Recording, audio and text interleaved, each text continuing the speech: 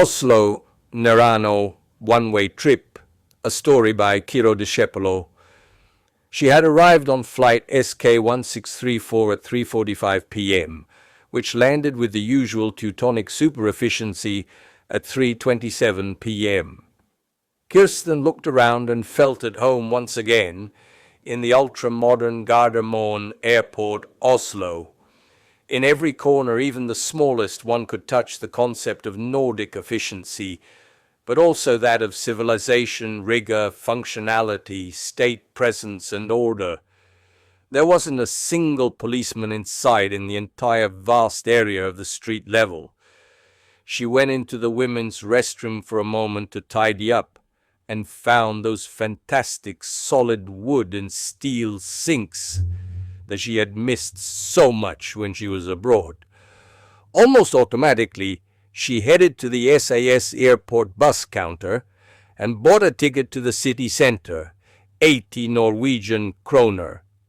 Taking a taxi was truly a luxury, unnecessary, with a service as perfect as the one that ensured a bus every 15 minutes, starting from 4:05 in the morning.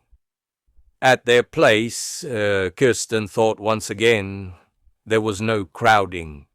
The large vehicle was right in front of the exit of the airport's international arrivals area, in a place designed to offer maximum comfort to travelers who could leave their luggage carts there.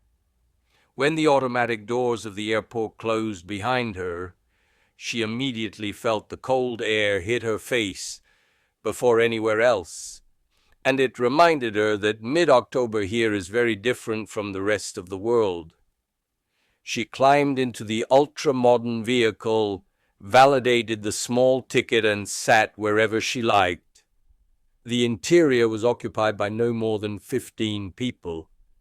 No one looked at her, and probably no one noticed she had climbed aboard. The sun, whether due to summertime, Oslo's geographical latitude, or the month, was still very high in the sky compared to its midday point, but its relatively high declination did not correspond to an equally significant temperature, which instead followed the almost absolute laws of the geographical latitude of this very northern edge of the civilized world.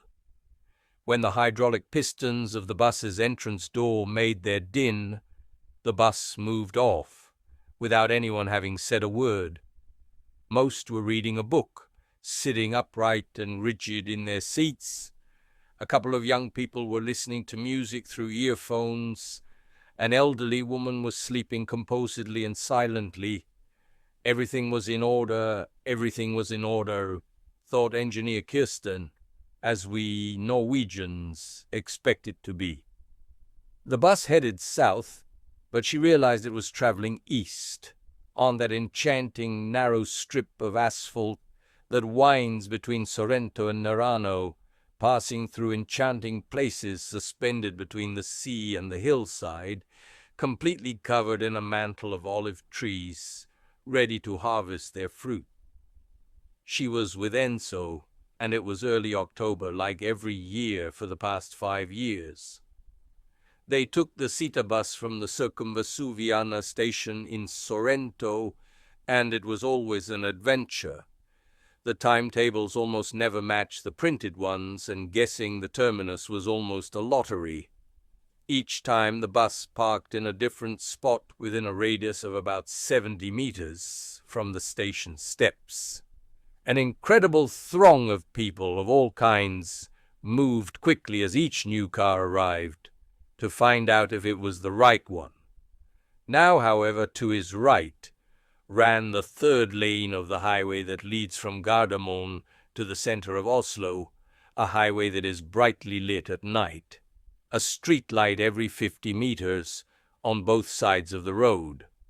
Now he was with Enzo again, hand in hand, and the tires of the heavy vehicle crunched the worn, uneven asphalt to overcome the steep slope on the section between Massa Lubrense and Marziano. The view at the height of Punta della Campanella, with Capri in the background, was one that takes your breath away, Then, down the steep descent that leads to Marina del Cantone, in an explosion of green and purple and fuchsia from the bougainvillea that find every possible opening among the olive trees under which the nets have already been deployed for the next harvest. That short journey, lasting practically the same length as the other one in that instant, he repeated every time with the hope that it would never end. An enchantment of nature, of life, of unrepeatable sensations. And then there was Enzo. On the beach at Lido Mare in early October, everything was more beautiful. The sun was still very warm, and the crowds were almost non-existent for those places. A slight slowdown in the vehicle reminded her that she wasn't in Nerano, but in her equally beloved Norway, and also reminded her that she had to make a decision, as she had promised her man, return to him or decide to stay home forever.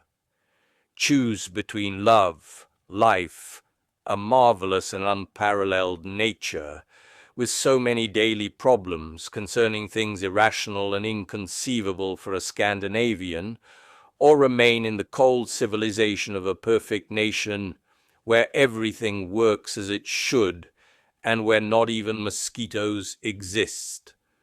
Once again she enjoyed that radiant sun that gilded her very white and delicate skin.